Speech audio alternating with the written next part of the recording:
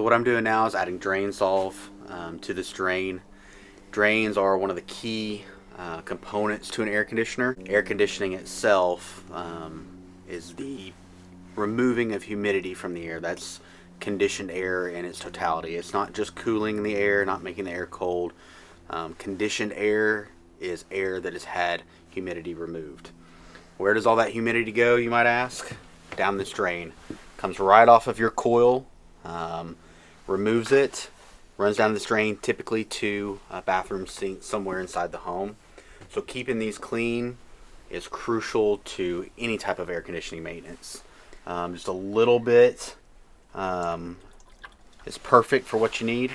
Just keep that clear, because if not, it will back up, overflow, and flood your ceiling in your house. So if you haven't called us yet this spring, give us a call.